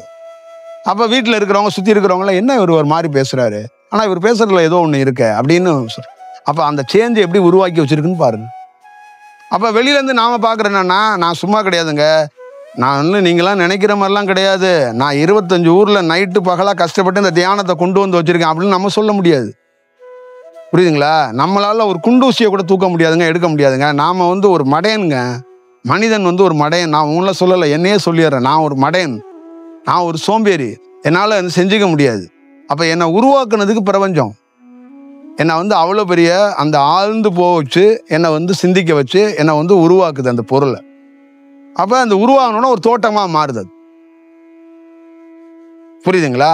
அந்த தோட்டம் வெளியில் பிரகாசிக்கிறதுக்கும் அந்த தோட்டத்திலேருந்து நிறைய செயல்கள் உருவாகிறதுக்கு காரணமாக திருப்பி அது ஒரு நாள் அட்டாச் ஆகும். வெறும் தோட்டமாக மட்டும் இருந்துச்சுன்னா நிறைய பேர் வந்து உட்காந்துட்டு அதுக்குள்ளே இழப்பாரிட்டு போயிடுவாங்க. அது அட்டாச் ஆனாதான் அந்த தோட்டம் வந்து பெருசாக வேற மாதிரி ஆகும். அப்போ தோட்டம் என்னன்னா அழிவில்லாத தோட்டமாக மாறும். புரியுதுங்களா? இதுதான் இதுக்கு இவ்வளோ வடிவம் இருக்கு. அப்போ இந்த இவ்வளோ வடிவத்துக்குள்ள நம்ம பார்க்கணும். அப்போ நிறைய இங்கே போதனைகள் எல்லாமே நீங்கள் பார்த்தீங்கன்னா அது வளர்ச்சியில் ஒன்று தாக்கி விட்டு போயிடும். அதாவது ஒரு வடிவத்தை வந்து சொல்லி விட்டு போயிடும். அப்போ நீங்கள் வந்து இந்த நிறைய இதுக்குள்ள அவ்வளோ பெரிய வடிவங்கள், அவ்வளோ பெரிய மாற்றங்கள் இருக்கு. ராமலிங்க சுவாமிகளை தமிழ்நாட்டில் நிறைய பேரால் அறிய முடியாமல் போனதுக்கு காரணம் அவங்க ஆன்மாக்குள்ளே இருந்துக்கிட்டு மீன் பிடிச்சிட்டு உட்காந்துருக்காங்க. அவர் வெட்டவெளி ஆன்மாவில் இருந்தனா நீ வந்து அவரெல்லாம் தொடக்கூட முடியாது, அவரெல்லாம் போய் நீ கிட்ட கூட போய் நெருங்க முடியாது. புரியுதுங்களா? எதை போய் அறிவ நீ அவர்கிட்ட போய்? இல்லைன்னா பாடிக்கிட்டு இருக்கலாம், நீ அவர் பாட்டை வேணா பாடிக்கிட்டே உட்காந்துருக்கலாம். அவர் வேற ஸ்டேஜில் இருக்கிறாரு. அந்த ஸ்டேஜுக்கு போகணுன்னா நீ சரணாகதி அடைஞ்சு அந்த ஆன்மாவிலேருந்து விடுபடுற அந்த வாய்ப்பை உனக்கு உருவாக்கப்படுமா? இல்லை உருவாக்கலைனாலும் ஆன்மாக்குள்ளே இருந்துக்கிட்டு ஒரு நாள் என்ன பண்ணுவார், தடுத்து ஆட்கொண்டு அவரே கூட உள்ளே வருவார். உள்ளே வந்து என்ன செய்வார் அப்படின்னா, நீ வந்து ஆன்மாவாக தான் இருக்கிற, நீ மனமாக இருக்கும்போது மனதை நிறுத்துறதுக்கு வாய்ப்புகளை உருவாக்கி உனக்கு ஒரு நல்வழிப்படுத்துறதும் ஒரு வெட்டவெளி தன்மைக்கு முடியும். மனம் தாண்டி ஆன்மாவாக நீ இருக்கிற, அந்த ஆன்மாவாக இருக்கிறவனையும் அந்த ஆன்மாவை நிறுத்தி வெட்டவெளி தன்மைக்குள்ளேயே அவரே வந்து சில வெட்டவெளி தன்மையை உனக்கு காட்டிட்டு போகலாம். உன்னை நீயே வெட்டவெளியை மலர வேண்டிய கூட அவசியம் இல்லை. ஆனால் வெட்டவெளினா என்னங்கிறத அவர் நினைச்சா உனக்கு வந்து நிகழ்த்தி காட்டிட்டு போயிடலாம். இதுதான் அதோடைய செயல்பாடுகள். அப்போ இந்த மாதிரி ஒரு உன்னதமான யாராவது இயற்கையாக என்னன்னா செயற்கையாக உருவாகவே முடியாது. நீ எத்தனை புத்தகம் வந்து படித்து எத்தனை சென்டரில் போய் தியானம் பண்ணாலும் பிரபஞ்சத்திலிருந்து தான் ஒரு பொருள் உருவாகும். ஒரு ஞானிங்கிற அந்த அந்தஸ்தையோ பட்டமோ குருவோ எந்த செயலையும் எந்த தனி மனிதனாலும் தனக்கு சூட்டவோ தனக்கு பெறவோ முடியாது. அது பிரபஞ்சத்தால் காலத்தால் தான் தீர்மானிக்கப்படுகிறது. அப்போ அது அந்த மாதிரி உருவான இடத்துல யாரெல்லாம் போகிறாங்களோ உட்கார்றாங்களோ அவங்களுக்கே தெரியாமல் அவங்க வளர்ச்சியோ ஏதோ ஒரு விஷயத்த பெறுவாங்க. அவங்களால சில ஆண்டுகளுக்கு அதை உணர முடியாமல் இருக்கலாம். ஆனால் அவங்க பரிணாமத்துக்குள்ள அவங்க வாழ்க்கைக்குள்ள அவங்கள சந்தித்ததில் பெரிய நிகழ்வுகள் நடக்கும். ஒரு முறை சந்தித்தா கூட அதுக்குள்ள ஒரு சேஞ்ச் இருக்கு. அவ்வளோதான் அதுக்குள்ள இருக்கிற விஷயம். இப்போ நாம் இருக்கிறோம் உயர்ந்த இடத்துக்குள்ள போகும்போது அப்படியே அந்த இடத்தோட முழு தன்மையை நம்மளால உணர முடியும். இப்போ நான் உணரும் ஸ்டேஜில் இருக்கிறேன், சில இடத்துல உங்களால உணர முடியாது. அப்போ அதே என்ன சொல்றான்னா உணரும் வரைக்கும் காத்திருக்கணுங்கிறான். அது ரொம்ப சுகம். உணர்றது ஒரு சுகம், உணராம உணர்வதற்கான வாய்ப்பு வரும்னு காத்திருக்கிறதே பெரிய சுகம்தான். அதை காத்திருக்கணும். அது வந்து அவசரப்படக்கூடாது. புரியுதுங்களா? இறைவன் தினந்தோறும் நம்மளை பார்த்துக்கிட்டே இருக்கான். நாம தான் இறைவனை பார்க்க முடியல. புரியுதுங்களா? பார்க்குற இறைவனுக்கு நீ அழுகிற கஷ்டப்படுறன்னு அவனுக்கு தெரியாதா என்ன? அதை எப்படி ஹேண்டில் பண்றான்? எப்படி ஹேண்டில் பண்றான் சொல்லுங்க? உணரும் தரன் இருக்கிறதுனால உணரும் நீ யாருன்னு அவனுக்கு உணர்றாரு. அப்ப எப்போ உன்னை தடுத்து ஆட்கொள்ளணுமோ அப்பதான் தடுக்கணும். நீ அழுகுறங்கிறதுக்காக தடுக்கக்கூடாது. புரியுதா? நீ அழுகிறதே ஒரு எக்ஸ்பீரியன்ஸுங்கிறாரு அவரு. அது ஒரு அனுபவங்கிறாரு. அதை போய் தடுக்க கூடாதுங்கிறாரு. வறுமை அது ஒரு அனுபவம்ப்பா, அதை ஏன்ப்பா தடுக்கிற அப்படிங்கிறாரு. துக்கம் அது ஒரு அனுபவம்ப்பா, விடுப்பா. அவனை குழந்தையே இல்லை, அது ஒரு அனுபவம்ப்பா, விடுப்பா. அதனால பல பேர்கிட்ட சங்கடப்பட்டு வரட்டுப்பா. அவன் நாளைக்கு அவன் திரும்பி பார்க்கும்போது அவன் வந்து இவ்வளோ கடுமையான சூழல்லேருந்து நான் வந்திருக்கேங்கிறத அவன் தெரிஞ்சுக்கணும். வீட்டில் சண்டை, ஒரே சச்சரவுகள், எங்கே பார்த்தாலும் ப்ராப்ளம், இறைவனை அறிய முடியல. இறைவா இருக்கிறியான்னா பக்கத்திலே இறைவன் இருக்கிறாரு. அப்போ அவர் என்ன சொல்றாருன்னா, அவனை விடு, அது ஒரு அனுபவம். அவனை எல்லா நேரத்திலையும் நம்ம தடுத்தெல்லாம் ஆட்கொள்ளக்கூடாது அப்படின்னு அவர் வந்து கரெக்டான நேரத்தை தடுத்து ஆட்கொள்றார். ஏன் அப்படின்னா அவன் அந்த ஒவ்வொரு பாதையா கடந்து வந்துட்டான். நம்ம அவனை வந்து வேற பாதைக்கு காட்டணும். மாடு தயாராயிடுச்சு, நம்ம சிவலிங்கத்தை பார்த்து அதை நந்தியா உட்கார வச்சிடணும், அதை மேய்ச்சலுக்கு அனுப்ப வேண்டியதில்லை, அது நந்தியா தயாராயிடுச்சு. நம்ம அது பால் கறக்கவோ அது ஜல்லிக்கட்டுக்கோ அது வேலை இல்லை, அது நம்மளை எதிரில் பார்த்து உட்கார்றதுக்கான பக்குவத்துக்கு வந்துடுச்சு. அப்போ தடுத்து ஆட்கொள்ளு, அப்போ அதை உணர்வை.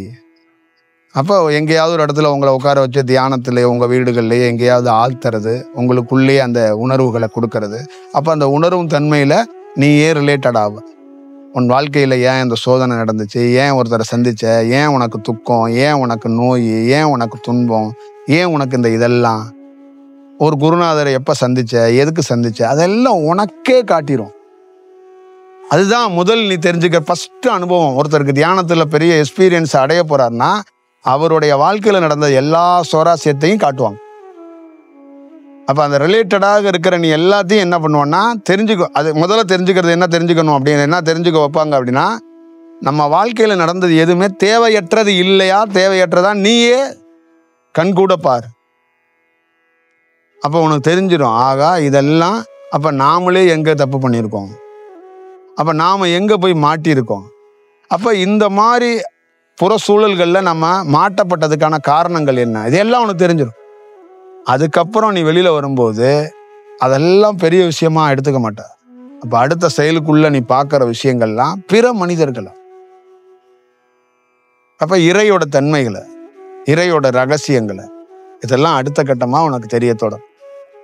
அப்போ இதெல்லாம் நீ பார்த்து வச்சுக்கிட்டு தான் அடுத்து நீ என்ன மாதிரி பணி செய்ய போற. பேசி பணி செய்ய போறியா, இல்லை பேசாமல் அப்படியே உட்காந்துட்டு பணி செய்ய போறியா? சிலரை சந்திக்காமே குகைக்குள்ளே இருந்துக்கிட்டே உன்னுடைய அலைவரிசையை வச்சே இந்த உலகத்தில் நல்லது செய்யவும் முடியும். உன் மூஞ்சியை காட்டி தான் நல்லது செய்யணும்லாம் கிடையாது. புரியுதா? அப்போ அந்த ரோல் வந்து அவங்களுக்கு தெரிய தொடங்கும். இவ்வளோ பெரிய ஒரு ஒரு ஹிஸ்டரி இருக்குங்க இறை தொடர்புங்கிறது.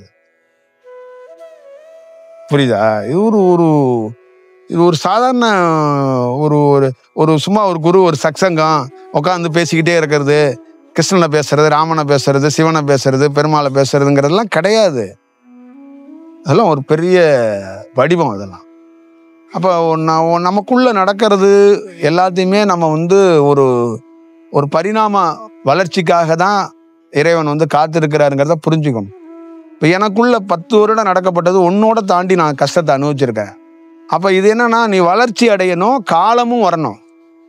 நான் உனக்குள்ள வந்து ஐக்கியமாகறதுக்கு காலம் வரணும். அப்போ உன்னுடைய உடல் தாங்கணும், உன் ஹார்மோன்லேருந்து உன் உடல்லேருந்து உன் தேகம் எல்லாமே தாங்கணும். சும்மா நான் வந்து பண்ணிட முடியாது. உன்னை எடுத்தோம் கவுத்தோன்னு செய்கிற வேலையெல்லாம் இது கிடையாது. புரியுதா? அப்போ இதெல்லாம் இருக்கு. அப்போ நீங்கள் நினைக்கிற மாதிரி இறைவா, ஓ இறைவா, அந்த இறைவா, இந்த இறைவான்னு கத்திக்கிட்டு இருக்கிறதெல்லாம் அப்படியெல்லாம் ஐக்கியமானா ஒரு நாள் கூட நீங்களாம் பணி செய்ய முடியாது. புரியுதுங்களா? அவ்வளோதான், சுருண்டுருவீங்க. சொல்லுவாங்கல்ல, பாலைவன வெயிலில் கொண்டு போட்டால் ஒரே நல்ல ஒரு 10 நிமிஷத்தில் சுருண்டுருவீங்க. அந்த மாதிரி தான் ஒரு பேராற்றல் உள்ளே வந்துச்சுன்னு வச்சுக்கவே, நீங்கள்லாம் அந்த பேசிட்டு அலையிறாங்கல்ல குண்டலினி நெற்றிகள்லாம் ஓடியே போயிடுவாங்க. ஓடி போயினா பைத்தியம் ஆயிடுவாங்கப்பா, சுருண்டுருவாங்க. பாலைவன வெயில கண்டு எப்படி சுருளுமா அந்த மாதிரி சுருண்டுருவாங்க. அதாவது சாதாரண நிகழ்வுகள்லாம் கிடையாது. ரொம்ப ஒரு லெவல் பார்த்து பார்த்து பார்த்து பார்த்து கண்காணித்து அந்த ஸ்கேல் உள்ளே போகும். புரியுதுங்களா? தான் விஷயம். அதனால தான் பௌர்ணமி, அமாவாசை போன்ற நாட்களில் கொஞ்சம் அனுபவம் பெற்றவங்களாலாம் தாங்க முடியாது, ஒரு மாதிரி ஆயிடுவாங்க. இந்த மாதிரி இருக்கு. இதெல்லாம் வந்து அனுபவ ரீதியாக இதை ஏன் பொதுவாக மக்கள்கிட்ட சொல்கிறோன்னா, அந்த இயல்பு தன்மைக்குள்ள மக்களுக்குள்ள எப்படி இருக்குன்னா, அந்த திறந்த வெளியில் அப்படியே போய் ஒரு ஒரு தியானம் பண்ணி ஒரு குருவோட இருந்து எதையெல்லாம் பெற்றலாம் அப்படிங்கிறத தாண்டி, அது இயல்பாக இயற்கையாக நீங்கள் அதுக்கு தயாராகணும். முதல்ல கடவுளுங்கிறவர் ஒரு உருவத்தை நீங்கள் பார்க்க வேண்டியதோ, ஒரு உருவத்தை கும்பிட வேண்டியதோ, இவர் தான் குருன்னு ஏற்றுக்கொள்ள வேண்டியதெல்லாம் இல்லை. முதல்ல நீ உன்னோட ப்ரிப்பரேஷன் எப்படி இருக்குன்னா, எந்த உருவமும் தேவையில்லை. ஆனால் உண்மையாக இறைவன் எப்படி வேணாலும் எந்த தோற்றத்தில் வேணாலும் இருக்கட்டும், அவரை நான் நம்புகிறேன், அவரோட நான் பயணிக்க தயாராக இருக்கிறேன் அப்படின்ட்டு நீ உனக்குள்ளேயே அந்த யதார்த்தத்தையும் அந்த உண்மைத்தன்மையும் நீ வளர்க்க வளர்க்க வளர்க்க வளர்க்க அது நீ எங்கன போய் வளரணுமோ அது வழிகாட்டும். புரியுதா? இப்போ நீங்கள் இங்கே வந்திருக்கோம் அத்தனை பேத்துக்குள்ளேயும் குரு பக்தி அதெல்லாம் ஒன்றும் கிடையாது. இங்கே நான் இருக்கிற இந்த கொஞ்ச நேரத்துக்குள்ளே உங்களுக்கு ஏதாவது ஒரு வளர்ச்சி கிடைக்கிறதுக்கு ஒரு வாய்ப்பு அந்த பொருளை கொண்டாந்து இங்கே போட்டிருக்காங்க. புரியுதுங்களா? இந்த பொருள் இங்கே கிடக்குது. இந்த பொருள் கொஞ்சம் கொஞ்சமாக ஒரு சின்ன செயல் கொஞ்சம் கிடைக்கும். அடுத்து இந்த பொருள் வந்து எத்தனை வாட்டி இங்கே கிடக்க போகுது அப்படிங்கலாம் கணக்கில் இருக்குது. அப்போ அதுக்கேற்ற மாதிரி ஒரு சூழல்கள் அது உருவாக்கப்படும். அப்படி தான் அது கணக்கில் வச்சுக்கணும். இப்போ என்கிட்டே வந்து என்ன எனக்குள்ளே வந்து உள் உணர்வுகளில் அந்த பிரபஞ்சத்திலே என்ன சொல்லணும்னா, கிடக்கிற பொருள் அப்படியே கிடக்கட்டும், எமோஷன்லாம் ஆகாத. தேங்காயை உடைச்சி காய வைக்கணும், அப்போ தான் தேங்காய் எண்ணெய் ஆட்ட முடியும். இந்த மாதிரி இந்த பொருள்லாம் அங்கே கிடக்கணும், அப்போ தான் அதுக்கு கொஞ்சம் டைம் எடுத்து கிடைக்கும். அது அப்போ அந்த பொருள் வந்து ஏதோ எமோஷன் ஆகி கத்துது கதறுது கூப்பாடு போடுதுங்கிறதுக்காகலாம் நீ எதுவும் பண்ணாத. அதுக்கு தேவை என்னவோ அதுதான் நம்ம பண்ணணும். அது ஒன்று கேட்டுக்கிட்டே இருக்கும், அதுக்கு தெரியாது ஏன் அதை கேட்குறோம்னு. அது புற சூழலுக்காக ஒன்று கேட்டுக்கிட்டே இருக்கு. இப்போ ஒரு பொருளை நீ கேட்குற, அந்த பொருளை உன்கிட்ட கொடுத்துட்டா நீ வளரவே மாட்ட. ஆனால் உனக்கு தெரியுமா, இப்போ நீ அந்த பொருள் இருந்தா இந்த ஊர் உலகத்தை சரி செஞ்சிருவ, ஆனால் இறைவனை போய் பார்க்க முடியாது. அப்போ எந்த பொருளை கையில் வாங்கணும் அதுன்னு அதுக்கு தெரியாது. புரியுதா? அப்போ ஞானிகிட்ட போய் எனக்கு ஒரு பொருள் கொடுங்க அப்படின்னு கேட்கக்கூடாது. திடீர்னு அவரே உனக்கு ஒரு பொருள் கொடுப்பாரு. ஏன் கொடுப்பாருன்னா அவருக்கு தான் தெரியும் இந்த பொருள் எதுக்குன்னு. பொருளையே கொடுக்க மாட்டாரு. அதுக்காக பக்கத்தில் ஒருத்தருக்கு மாம்பழம் கொடுத்தாரு, எனக்கு கொடுக்கல அப்படின்னு ஏங்கிட்டு இருக்கக்கூடாது. அவனுக்கு மாம்பழம் தான் கொடுத்தாரு, உனக்கு தன்னோட சுவாசத்தையே கொடுத்துருப்பாரு.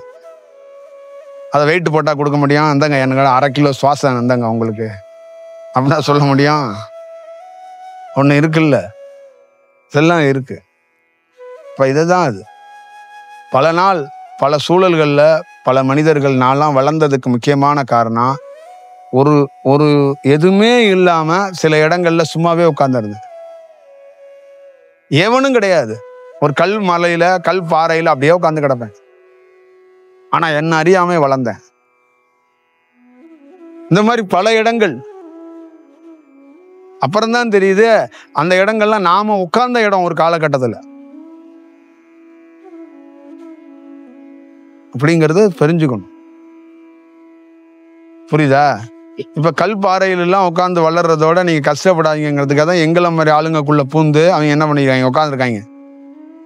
நீ எதிரில் உட்காந்துக்க, நீ ஏதோ ஒரு ரூபத்துல வளருவ அப்படிங்கிறதுக்கான வெளிப்பாடு தான். இப்போ ஏதோ ஒரு இன்டென்ஸில் ஒன்று கிடைக்கும். இங்கேருந்து ஒரு விஷயம் உடலில் எந்த பக்கத்துலேருந்தும் ஒரு ஆறா வெளியேறும். அது ஏதோ ஒரு ரூபத்தில் நீ சுவாசிப்ப, இல்லை 9 வாசலுக்குள்ள காதுக்குள்ளேயோ மூக்குக்குள்ளேயோ அதுவே போயிடும். அப்போ உனக்கு ஏதோ ஒரு விதத்தில் வளர்ச்சியை அது பரிணாமத்தை ஏற்படுத்த ட்ரை பண்ணும். இவ்வளவுதான். புரியுதா? அப்போ ஒரு ஞானிகள்கிட்ட அருகில் போய் உட்காந்துக்கிறது, அதுவே பயணம் பண்ணுறதெல்லாம் இந்த உலகத்திலே தலை சிறந்த விஷயம். ரொம்ப அரிதாக நடக்கிற விஷயம். அது ரொம்ப அரிதான ஒரு ரொம்ப அரிதான ஒரு விஷயம். புரியுதுங்களா? இந்த மேக கூட்டத்துக்கு தெரியாது நம்ம கூட்டமாக சுற்றிக்கிட்டு இருக்கோம்னு. ஆனால் அந்த வானத்துக்கு தெரியும் அந்த கூட்டங்கள்லாம் எவ்வளோ பெரிய பாக்கியம் செஞ்சதுன்னு. அந்த மாதிரி தான் நீங்கள், உங்களுக்கு தெரியாது, அதை அறிந்தவனுக்கு தெரியும். புரியுதா? அப்போ எனக்குள்ள ஒரு பரிணாமத்துக்குள்ள இந்த மாதிரி ஒரு ஒளியா ஒருத்தன் வந்திருக்கும் போது, ஒரு ஒளியா ஒருத்தன் இருக்கும்போது, நாம மனிதனா இருக்கும்போது நாம ஆப்போசிட்ல இருந்து பயணிச்சிருந்தா எப்படி இருந்திருப்போம் அப்படின்னு நாம பல நாள் யோசிச்சிருப்போம்.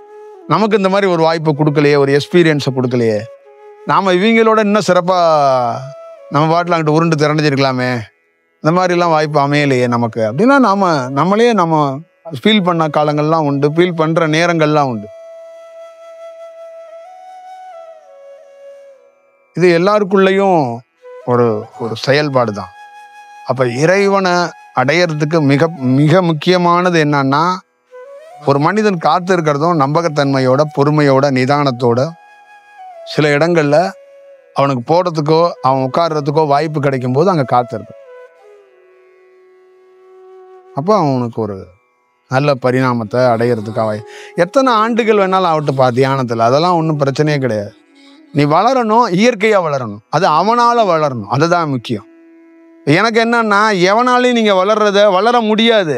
ஆனால் எவனாலேயே நீங்கள் வளர்றீங்கன்னு சொல்லிட்டு நிற்கிறீங்க. எவன் உங்களால் வளர்க்க முடியும்னு எனக்கு தெரியாதா? எவனாலையும் வளர்க்க முடியாதுப்பா. எவன் தீட்சை கொடுத்தாலும் வளர முடியாது. ஒரு தீட்சை கொடுக்குறவன் கொடுக்கணும். அண்டத்தில் இருக்கிற பேர் ஒளியாக இருக்கிற அவன் கொடுக்கணும்ப்பா. எவனோ ஒருத்தன் கொடுத்தா நீ எப்படி வளருவ? எப்படி வளருவ? நீ செயற்கையா வளருவ, அப்படிதான் வளருவ. நீ அண்டத்தில் இருக்கிற பேர் ஒளி அவன் கொடுக்கணும் உனக்கு. அவன் உனக்கு வழி காட்டணும், அவன் உனக்கு உபதேசம் கொடுக்கணும், அவன் உனக்கு உணவு அளிக்கணும், அவன் உனக்கு பாதை காட்டணும். அதுதான் விஷயம். அது காட்டாத போது, கிடைக்காத போது அதை நாம சுட்டி காட்டுறோம். நீ அருந்துற தண்ணி சரியான தண்ணி நீயே ஒரு இறக்க போறவன், நீ அருந்துற தண்ணி இறக்க போற தண்ணியை குடிக்கிற. அப்போ அமிர்தத்தை அருந்து உள்ள இருக்கிற விஷத்தை அது அறுக்கும். நீ ஒரு நல்ல செயலுக்குள்ள உருவாவ அப்படின்னு நம்ம சொல்றோம். அது மக்களாகியவங்க அதை கேட்கறதுக்கு தயாரா இல்லை. புரியுதா? பெரிய பெரிய கோடீஸ்வரன் என்கிட்ட எல்லாமே இருக்கு, நான் ஏன் அங்க போகணும் அப்படின்பா. என்ன எல்லாமே இருக்கு? புரியுதா? என்ன எல்லாமே இருக்கு? அவன் சாகும் போதுதான் தெரியும் எது இருந்தும் பயன் இல்லை அப்படின்னு. அந்த இறக்க போறதுக்கு முன்னாடி தெரியும் எது இருந்தும் பயன் அல்ல. அவ்வளோதாப்பா. உனக்கு மரணம்னு அந்த பயம் வராத வரைக்கும் தான். வந்துருச்சுச்சுக்குவே எது எல்லாமே முடமா போயிடும். எது இருந்தும் வேஸ்ட்டு தான். புரியுதா? இப்போ உன் பையன் இருக்கிறான்னு வச்சுங்களேன், நீ தந்தையா இருக்கிற, நீ உயிருக்கு போராடி படுத்து கிடக்கிற, நீ குவியல் குவியலாக தங்கமும் பதவி வைடூரியமும் வீடுகளும் பல சொத்துக்களை குமிச்சு வச்சுட்ட. மரண தருவாயில் இருக்கிற அவனும் அழுதுகிட்டு அப்படியே பார்க்குறான், அப்படியே உன்னை பார்க்குறான், அவரு பார்க்குறாரு. இவரால் என்னன்னா இருக்கணும்னு பிரியம் இருக்கு, ஆனால் எல்லாம் இருந்து ஒன்றும் செய்ய முடியலை. அப்படிங்கும்போது அவர் உயிரை விட போறாரு. இவன் என்ன சொல்றான்னா, அப்பா உயிரை விட்டதுக்கு அப்புறம் இந்த ராஜ்யத்தை அப்பாவோட நல்லா பார்த்துக்கணும்னு நினைக்கிறான். புரியுதா? அவனோட தாட் ப்ராசஸ் எல்லாம் அங்க போயிடும். அதுதான் விஷயம். அது அப்ப அவனுக்குள்ள என்ன ஆகும்னா, ஒரு நாள் இதே மாதிரி அவன் என்ன நினைக்கணும் அப்படின்னா, இதே விஷயம் நமக்கு வருமே. அப்ப அவனுக்குள்ள பதவி ஏற்கிறதுக்கு முன்னாடி என்ன நினைக்கணும்னா, இந்த பொண்ணு இருந்து பொருள் இருந்து அதிகாரம் இருந்து ஆட்கள் இருந்து படைகள் இருந்து எல்லாம் இருந்து தந்தை படுத்து கிடக்கிறான். எல்லாத்தையும் ஆண்டவன், எல்லாத்தையும் அவன் தான் சம்பாதிச்சான், உருவாக்கினான். இவ்வளோ பெரிய அதிகாரத்துக்கு சொந்தக்காரனை இப்படி படுத்து கிடக்கிறான், போறான் 5 நிமிஷத்துல. அதே தான் நாளைக்கு நாம் அந்த அதிகாரத்தை 10 வருஷமா 5 வருஷமா அனுபவிச்சுட்டு நாமளும் அதே தான். நாளைக்கு நம்ம புள்ள நின்றுக்கிட்டு அப்பான்னு அழுதுகிட்டு இருப்பான். அப்ப இது நிரந்தரம் அல்ல. அப்ப இது சுத்தி இருக்கிற சூழல்களால நம்ம சின்ன ஒரு அனுபவித்தல் மட்டும்தான், ஒரு சுகத்தை மட்டும்தான் அனுபவிச்சுக்க முடியும். இது நிரந்தரம் இல்லாதது, இது நிஜம் இல்லாதது, இது ஒரு விதமான கற்பனை அப்படிங்கிறத உணர்ந்துட்டு தன்னோட தந்தைக்கு இறுதி செஞ்சுட்டு அந்த பதவியில போய் உட்காரும்போது அந்த சுத்தி இருக்கிற பொருள் எல்லாத்தையும், நிரந்தரம் இல்லாத பொருளை சேர்க்கக்கூடாது, அதை எல்லாத்துக்கும் பகிரு, எல்லாத்துக்கும் எடுத்து கொடு. இந்த பொருள்னால எதையும் செஞ்சிட முடியாது. அவ்வளவுதான் விஷயம். இதை யாருக்கும் அவங்களால பண்ண முடியாது, புரிஞ்சுக்க மாட்டாங்க, தெரியாது இதை பற்றியெல்லாம். இப்ப இதுக்குள்ள ஏதோ அவங்க வேற ஒரு வடிவத்துக்குள்ள கற்பனையை பண்ணிடுறாங்க. புரியுதுங்களா? நீ எந்த அதிகாரத்துல இருந்தாலும் ஒன்றும் பண்ண முடியாது, ஒன்றும் செய்ய முடியாது. அப்ப ஞானிங்கிறதுக்கு என்ன, நம்மங்கிறதுக்கு என்னன்னா, வெட்ட வெளிங்கிறது என்ன சொல்லுதுன்னா, எனக்கு அதிகாரமே இல்லைங்குது. சுப்ரீம் பவரே அதுதான். நான் அனாதையாக இருக்கிறேன், விடுபட்டு இருக்கிறேன், எந்த பொருளையும் நான் தொடறதே இல்லை. அது உருவாக்குற பொருளே என்ன சொல்லுதுன்னா, இது என் பொருள் இல்லைங்குது. இது நிரந்தரம் இல்லாதது, இதை போய் எது என் பொருள்னு நான் சொல்ல முடியுங்குது. அதை ஏன் என் பொருள்னு சொல்லணுங்குது. அப்ப என்ன சொல்லுதுன்னா, அது விடுதலையாகி நிக்குது. அப்ப நீங்க உங்க வீடு, உங்க குடும்பம் எல்லாத்தையும் நிர்வாகம் பண்ணுங்க. ஆனா விடுதலையாகி நின்று நிர்வாகம் பண்ணுங்க. புரியுதா? செவுத்தோட செவரா நீங்களும் சிமெண்ட் மாதிரி மெர்ஜி ஆயிக்காதீங்க. விடுதலை ஆயிக்கங்கிறேன். ஒரு குழந்தைய வழி நடத்து, ஆனா குழந்தையோட மெர்ஜி ஆகாத.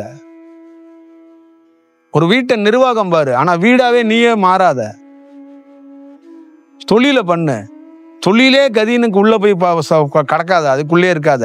அதுல இருந்து விடுதலை ஆகத்துக்க. அது ஒரு தற்காலிகத்துக்கான ஒரு செயல். இது புரியுதா? பணம் உன் கையில இருக்கு, அது தற்காலிகத்துக்கான செயல். இதுவே வாழ்க்கை, இதுவே எல்லாம் அப்படின்னா இதை வச்சு என்ன பண்ணுவ? அப்போ உலகத்துல ஒண்ணு புரிஞ்சுக்கணும், எதுவும் நிரந்தரம் இல்லை, இதெல்லாம் தற்காலிகத்துக்குமா சுழண்டு கொண்டு இருக்கிறது அப்படிங்கிறத உணர்ந்து கொள்ளணும். அப்படி இருக்கும் பட்சத்துலதான் அது ஒரு பெரிய செயல் வடிவத்தை உங்களால உருவாக்கிக்க முடியும். அப்ப நீங்க என்ன ஆவீங்கன்னா, உங்கள் வாழ்க்கையுள்ள என்னன்னா யதார்த்தத்துக்குள்ள வந்துடுவீங்க. என்னங்க இவ்வளவு பெரிய காசு பணம்லாம் இருக்கு, என்னங்க நீங்க பாட்டில் அப்படியே இருக்கீங்களே, நீங்க பாட்டில் அப்படி சுத்திட்டு இருக்கீங்களே, இங்க சர்வீஸ் எல்லாம் பண்றீங்களே, நீங்க பெரிய கோடீஸ்வரன். அதுவா? அது எதை என்ன சுத்தி கிடக்குங்க, அப்படிதான் இருக்கணும். என்ன சுத்தி கிடக்குங்க, அதுக்கு என்ன பண்ண முடியும்? எல்லாம் அது கிடக்கிறபடி கிடக்கட்டுங்க, நம்ம வேலையை பார்ப்போம் கண்டு போய். அப்ப நீ விடுபட்டு இருக்கும்போது, அப்ப இயல்பாக நீ இருக்கிறதுக்கும் உன்னை உணர்றதுக்கும் ஒரு அற்புதமான தருணத்தையும் நீ ரசிக்கிறதுக்கும் தெளிவாயிரு. புரியுதா?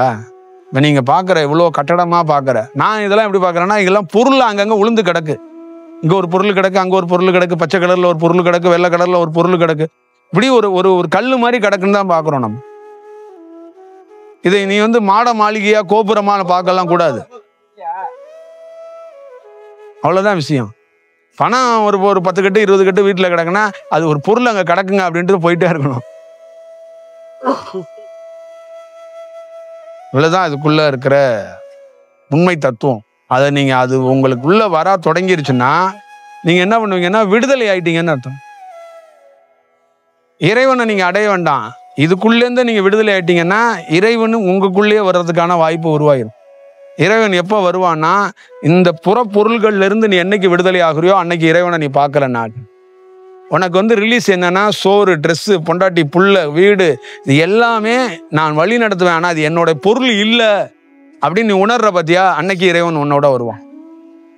இதெல்லாம் என் பொருள் அப்படின்னு சொல்ற பத்தியா, இறைவன் உனக்கு எதிரில் தான் இருப்பான். அவ்வளவுதான் பொருள் விஷயம். இறைவன் நிர்வாகம் தான் பண்றான், இது என் பொருள் அப்படின்னு எங்கேயுமே சொல்றதே இல்லை. எல்லாம் கிடக்குப்பா, நம்ம போய் தடுத்து ஆட்கொண்டு ஏதாவது செய்வோம், ஆனா என் பொருள்னு இல்லை, அவர் விடுதலையாகி தனியா நிற்கிறார். அதே தான் நீங்க உங்களுக்குள்ள அந்த உன்னதமான விடுதலையை உருவாக்கி கொள்ளுங்க, அந்த செயல் வடிவத்தை செஞ்சுக்கங்க. அப்ப இறப்பு பிறப்பெல்லாம் நீங்க ரொம்ப எளிதா ஹேண்டில் பண்ணுவீங்க. அப்ப சரணாகதி தத்துவத்துக்குள்ள இருப்பீங்க. நம்மளோடு ஒருத்தர் இருந்தவர் பிரிந்து செல்கிறார், அவர் ஆன்மாவுக்கு என்ன கிடைக்கணுமோ அது செயல் பிரபஞ்சத்தால கிடைக்கட்டும் அப்படிங்கிறதா சரணாகதி.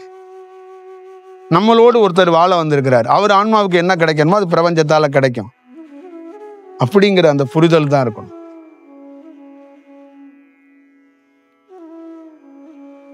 புரியுதுங்களா? அதை விட்டுட்டு நீங்க எப்பெல்லாம் வேற மாதிரி பார்க்க ஆரம்பிச்சீங்கன்னா, வெறும் 6 பேருக்காக மட்டும்தான் நீங்க வாழுவீங்க. 6 பேர்ல ஒருத்தர் உங்க பொண்டாட்டி, 2 பேர் உங்க குழந்தைங்க, அடிஷனல் உங்க அம்மா அப்பா. இந்த 6 பேருக்கு சம்பாதிச்சுட்டு இறைவனையும் 7வது வீட்டில் இருக்கிற இறைவனையும் பார்க்காம நீங்க செத்து போயிருவீங்க. 6க்குள்ளே உங்க வாழ்க்கையை முடிச்சிருவீங்க. புரியுதா? அதனாலதான் 6 படை கோயில் முருகன் கோயிலுக்கு போயிட்டு அங்கேயே கும்பாபிஷேகத்தை வச்சுட்டு அங்கேயே படுத்து அங்கிட்டே செத்து போயிடுறீங்க. இதுதான் இதோடைய செயல் வடிவம். இப்ப 7வது வீட்டுக்கோ 7வது வாசலுக்கோ எவனுமே வர்றது இல்லைங்க. நீங்க ஞானிகள்னு இந்தியாவில் சொன்ன எவன் 7வது வீட்டுக்கு போயிருக்கான்னு ஒருத்தனை லிஸ்ட் எடுத்துக்கிட்டு என்கிட்ட சொல்லுங்க. ராமலிங்க சுவாமிகளை தாண்டி, புத்தரை தாண்டி 7வது இடத்த போய் எவன் பேசினா, எவன் போனான், எவன் பார்த்தான், எவன் இருந்தான், எல்லாம் ஆறுக்குள்ளே முடிஞ்சிடறான். புரியுதா? அவ்வளோதான் விஷயம். இப்போ நீங்கள் உங்களுக்கு 6, அவங்களுக்கு 6 வேற. உங்களுக்கு 6 தன்னுடைய குடும்பத்தை பார்க்க செட்டில் பண்ணுறது, தன் குடும்பத்துக்காகவே வாழ்கிறேன்னு அதுக்குள்ளே முடிஞ்சு போயிடுறீங்க. சரியா? ஆனால் ஒரு ஞானி உலகத்தையே தன் குடும்பங்கிறான். ஆனால் விடுதலையாகி சொல்கிறான். பாசம்லாம் வைக்கல யாரு மேலேயும். உங்களை யாரும் நிர்வாகம் பார்க்க வேண்டாம்னு சொல்லலை. உங்கள் பிள்ளைய நிர்வாகம் பார்க்க வேண்டாம், பார்த்துக்க வேண்டாம்னு சொல்லலை. ஆனால் பாசமாக பார்க்காம ஒரு ஒரு ஒரு வேற ஒரு வடிவத்தில் வழி நடத்துங்க அப்படின்னு சொல்கிறேன். புரியுதா? பொண்டாட்டியெல்லாம் தூக்கிட்டு ஓடி பாட்டெல்லாம் பாடிக்கிட்டு இருக்காதீங்க. அதை வேற மாதிரி ஒரு வடிவத்தில் பார்த்துக்கங்க. அதுதான் ரொம்ப மிக சரியா ஒரு வேலையாக இருக்கும். அப்போ தான் நீங்கள் பிரிந்தாலோ இல்லை அவங்க பிரிந்தாலோ அந்த இடத்த எளிதாக கடந்து போகிறதுக்கு வாய்ப்பை உருவாக்க முடியும். இல்லைன்னா ரொம்ப கடினம். சரியா? அழுகுறதுக்கே அப்புறம் நேரம் பத்தாது. உனக்கு நல்ல காலம் வந்திருக்கும், அந்த நேரத்தை உன் வீட்டில் ஒருத்தர் செத்து போயிடுவான். நீ 2 வருஷம் அழுதே அந்த நல்ல நேரத்தை போய்க்கிடுவேன். நான் அதுலேருந்து வர முடியலன்னு நல்ல காலத்தை வீணடிச்சிருவேன்.